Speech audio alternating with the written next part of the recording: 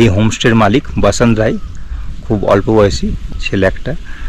তো কালকে আমরা এখন সুখিয়া থেকে আসছিলাম, তো আমাদের গাড়ি ড্রাইভার প্রায় 5 কিলোমিটার মতো এসে তো আর রাস্তা চিনতে পারছিল না। তারপরে হোমস্টের মালিককে ফোন করতে ওনার এই যে গাড়িটা আছে উনি নিয়ে আমাদের এই রাস্তা দিয়ে নিয়ে আসেন। রাস্তাটা একটুখানি এবড়ো খেবড়ো আছে, একটু আস্তে চালাতে হয়। গাড়ি করে যখন এখানে থামলাম, বসন্ত বলছে ডাক শুনতে পাচ্ছেন? আমি বলছি হ্যাঁ। বলছে এটা হরিণের ডাক। শুনে কিছুটা চমকে উঠলাম। হরিণ? বলছে এই জঙ্গলে প্রচুর হরিণ আছে, হয়তো সকালে আপনি হরিণের দেখাতে পেয়ে যেতে পারেন। কিছু আশ্চর্য হলাম। আমি জিজ্ঞাসা করলাম হঠাৎ করে যে এখানে কি লেপার্ড থাকতে পারে? শুনে হাসলো, কোনো উত্তর দিল না। এই কারণেই প্রশ্ন করলাম, কিছুটা দূরে পুরো চা বাগানে ভর্তি, চামং চা garden.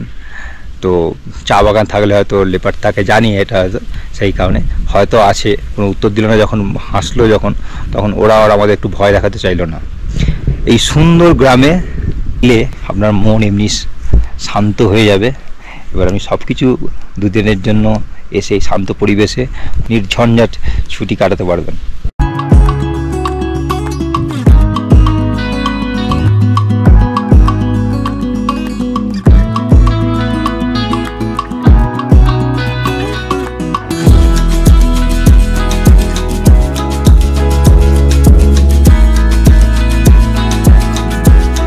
Welcome to mountain peak চ্যানেলের সমস্ত দর্শককে জানাই আন্তরিক অভিনন্দন। আপনারা আশা করি ভালো আছেন, সুস্থ আছেন। আমাদের নতুন ব্লগ, আমাদের নতুন অফ ডেস্টিনেশন দার্জিলিং জেলার অন্তর্গত রাংভাং। আমরা সুখিয়া থেকে আসছি এবং অদ্ভুত একটা ব্যাপার, আমাদের ড্রাইভার রাস্তা চিনতে পারছেন না। হোমস্টেকে বারবার ফোন করছি, নেটওয়ার্ক প্রবলেমের জন্য পাওয়া যাচ্ছে না। তো আমরা এমন একটা জায়গায় ছিলাম, চামং ফটাক। আমরা বোর্ড দিকে দাঁড়িয়ে গেলাম, তারপরে হোমস্টে মালিকের সঙ্গে কথাবার্তা হলো। উনি গাড়ি নিয়ে নিজে আসছেন। দেখুন পুরো ফাঁকা জায়গা এবং চারদিকে গাড়ি দিয়ে পাইন গাছ। আমরা এখন রামবাংয়ের পথে। এই 4 কিলোমিটার খুবই খারাপ রাস্তা, মোটামুটি সব তুলছি এখন।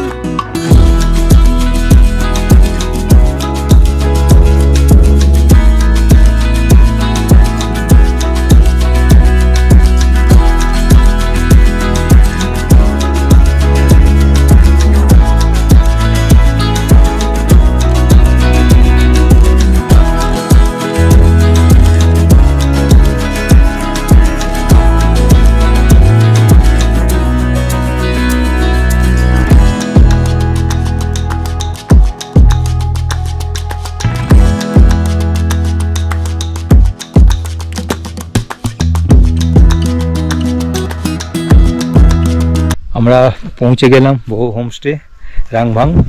আমাদের রুম এটা। আমরা রাংভাংয়ে পৌঁছানোর পরে আমাদের লাঞ্চের ব্যবস্থা হয়ে গেল। তো আমরা একটু পৌঁছতে দেরি হয়ে গেছিলো, অনেকটাই বেলা হয়ে গেছে। তো এখন আমরা যাচ্ছি লাঞ্চের জন্য।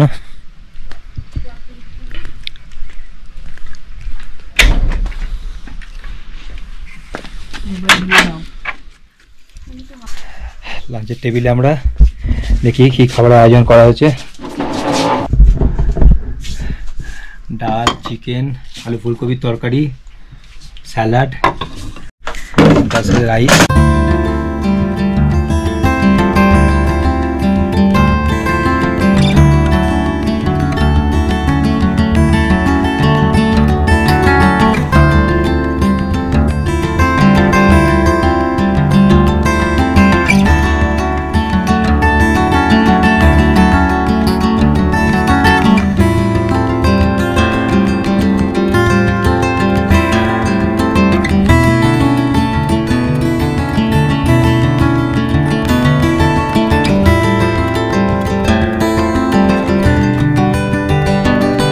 এই হোমস্টেতে আসবেন কিভাবে?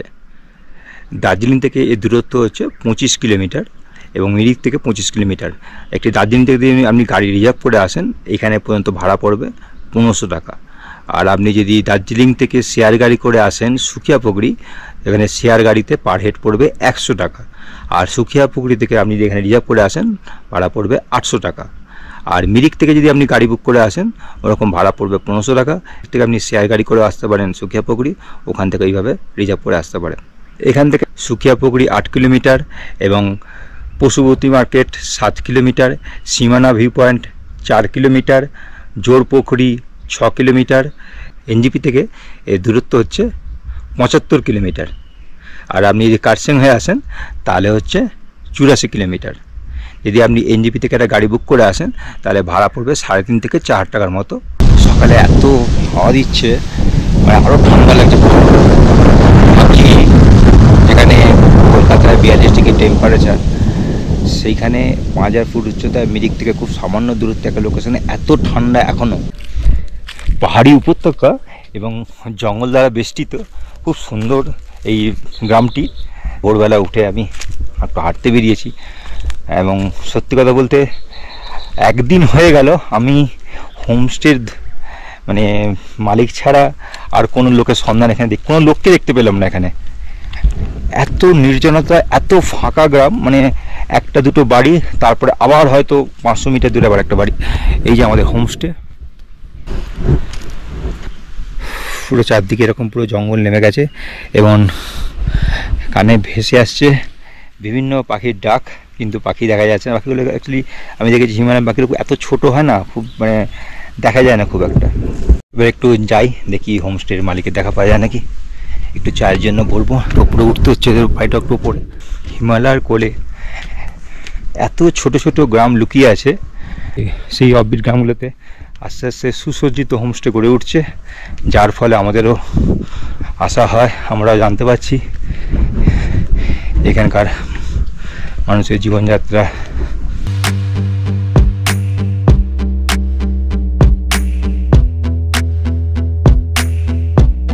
দেখুন এখান থেকে চা বাগানগুলো কত সুন্দর, পুরো চা বাগান ভর্তি এগুলো।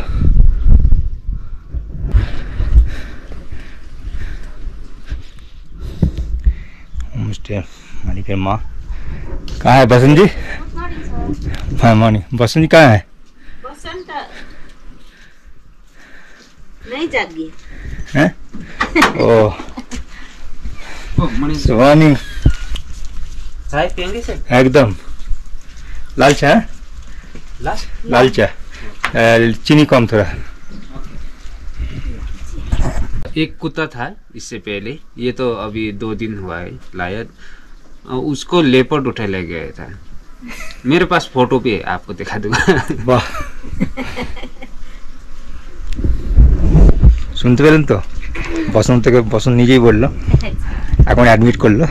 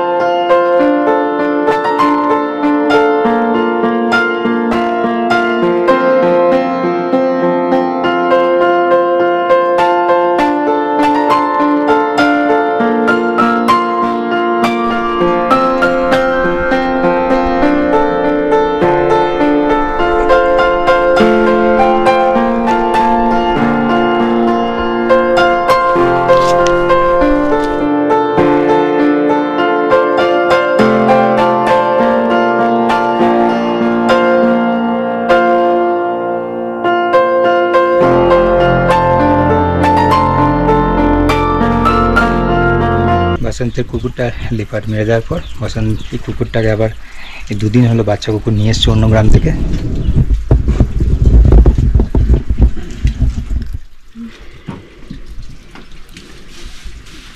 চা করতে বললাম, চা করছে, ততক্ষণ একটু গ্রামের পর দিয়ে হেঁটে আসি।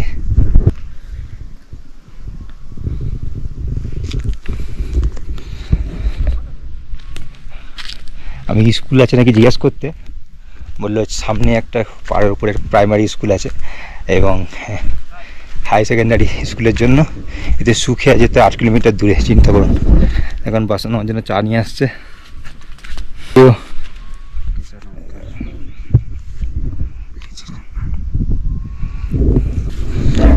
আমাদের এই অফবিট ভ্রমণ কাহিনী ভালো লাগলে লাইক কমেন্ট অবশ্যই করবেন এবং তাহলে আমরা আরও উৎসাহিত হই। এবং আমাদের চ্যানেলের নাম হচ্ছে মাউন্টেন পিক, সাবস্ক্রাইব করতে ভুল করবেন না। এবং এখন পছন্দ কি দেখাচ্ছে আমাদের, ये था देखिए ना, ये सब वो चीता ने इसे खर्च लिया है। ये जब मरा था उसके बाद का है। अच्छा, ये जंगल में ऐसे ही पड़ा था? नहीं, एक्चुअली हाँ ऐसे ही था बोल सकते हैं, क्योंकि अगर ये मैं इधर उधर कर रहा था इसको ढूंढते, तो चीता शायद सोचा होगा इंसान आ रहे तो वो थोड़ा छिप गए इधर उधर जाके, इसको खाया नहीं था। ऐसे ये सब करके, ये सब हालत करके उधर छोड़ा हुआ था। अगर मैं उधर नहीं जाता तो ये सब खा लेता। जिंदा था? नहीं, ये पूरा मर चुका था जी। ये आप लोग कभी देखा है चीता? हाँ, मैंने 2-3 बार देखा उसे। देखा? जी जी। इंडिया का चीता ऐसे ये नहीं है ना, मैंने मतलब इधर 2-3 मैंने 2 वैरायटी का देखा हूँ सर। एक तो हो गए ये जो येलो में ब्लैक स्पॉट वाला, और पूरा ब्लैक वाला भी देखा हूँ। अच्छा, 2 टाइप का है? जी जी। नहीं, कोई मैंने कोई अटैक नहीं करते ना आदमी लोग को? हाँ जी, अभी तक तो नहीं किया है सर। अच्छा, क्योंकि इंसान से वो डरते हैं सर। अच्छा, इंसान डरते से हैं। तो सभी डरते हैं सर। দূরে ওখানে দেখা যাচ্ছে পশুপতি, মানে পশুপতির উপরটা চলে যাচ্ছে নেপাল, আর এই রাস্তা সোজা চলে গেছে এরকম মিরিকের রাস্তা। তার মানে বুঝতেই পারছি আমরা যে একদম নেপাল, মানে ওদিকের পাহাড়টা পুরোপুরি নেপাল, মানে এই পাহাড়ের ওপারে যে পাহাড়গুলো পুরোপুরি নেপালের পাহাড়। সকাল সকাল আমি বাসনকে নিয়ে বেরিয়ে পড়েছি জঙ্গলে হরিণ দেখার উদ্দেশ্যে। এই দেখা পাওয়া যায় নাকি, পুরো নিচে জঙ্গল চলে গেছে।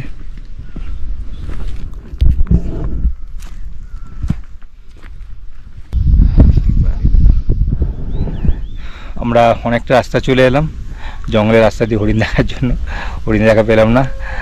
আমি আর বাসন একটা জায়গায় বসে একটু রেস্ট নিচ্ছি।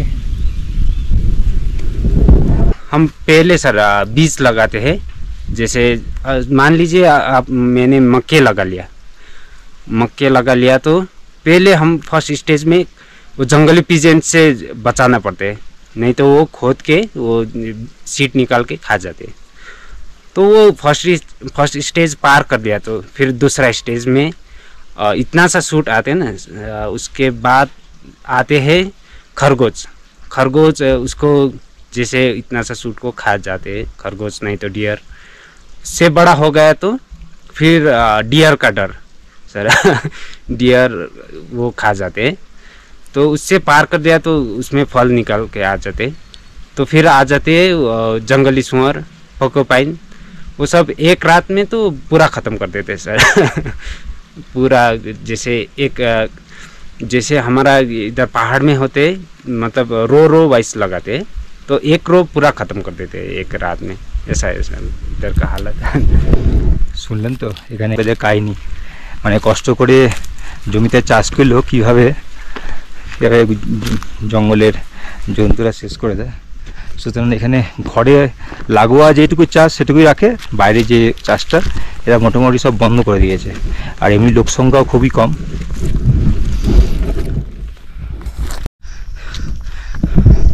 আমরা এখন সকালে ডিয়ার খুঁজেই যাচ্ছি। দেখছেন গভীর জঙ্গল। বাসন বলছে কালকে দেখতে পেয়েছিল ব্ল্যাক ডিয়ার।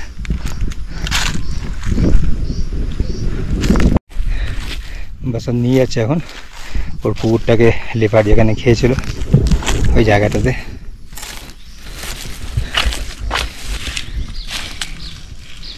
यही है सर प्लेस। तो पापा ने वो उसका जो सबूत था वो जला दिया इधर। ये वाला ना? जी जी, मतलब यहाँ पर कुछ टाइम मुझे यहाँ पर मिला था सर। अच्छा, यहाँ पर बहुत सारा उसका फर भी था, वो सब पापा ने जला के रखा है। সবুজ বাগার था सब জ্বালিয়ে দিয়েছে এখানটা। कितना पैथेटिक। मलबेरी खाया है सर आपने?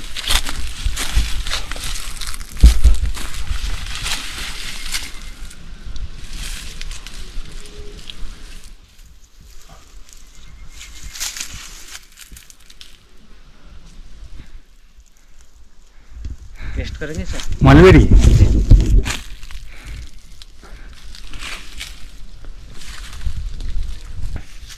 जो पकने पर पूरा काला हो जाता है। इसमें तो दिखाई दे रहा है सब लाल ही है। মলবেরি খুব মিষ্টি। জঙ্গল পুরো ঘুরে দেখালো বসন্ত, আর বেশি দূর আমরা গেলাম না কারণ বসন্তের বাবা মার একটু বয়স হয়েছে। বসন্ত বললো আমাকে একটু ব্রেকফাস্ট বানাতে হবে আমাদের জন্য, তো চলে গেল। শুনলেন তো কত কষ্ট করে এদের কাহিনী। হোমস্টের সামনে কিছু ফুল গাছ লাগানো আছে, আমাকে বলছে এই ফুল গাছগুলো আপনারা চলে যাবেন যখন ফাঁকা হয়ে যাবে, বুনো খরগোশ যেগুলো আছে এই ফুলগুলো পুরো খেয়ে নেবে। এই উপরের রুমগুলো বসন্তরা নিজেরা থাকে, আর নিচের দুটো রুম হচ্ছে হোমস্টে, মানে টোটাল 4টে রুম, এখানে দুটো আর ওইদিকে দুটো।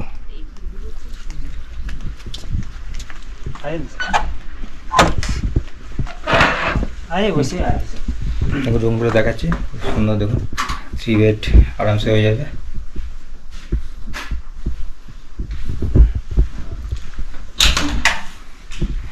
লাগোয়া রুম, মানে 2 রুম লাগোয়া। বাথরুম দেখুন খুব সুন্দর, গিজার ফ্যাসিলিটি আছে।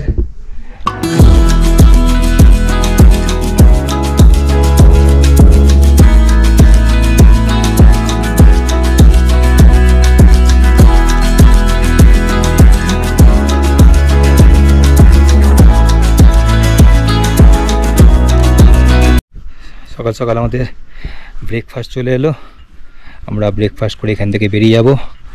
আবার আমরা যাবো আর এক অন্য অফবিট ডেস্টিনেশনে। সকাল সকাল আমাদের ব্রেকফাস্ট, পুরি সবজি আর সাথে অমলেট আর চা আসছে। সুন্দর ওয়েদার, প্রচণ্ড খুব ভালো ওয়েদার, এখনও হালকা হালকা ঠান্ডা আছে। আমরা রোদের মধ্যে বসে ব্রেকফাস্ট করছি। नाम बसंत राय। मुझे मेरा बुलाने वाला नाम बासु। मैं इस बोहो होम स्टे का ऑनर। जैसे ये पीसफुल इन्वायरमेंट है ये होम स्टे में, आप लोग आ सकते हो।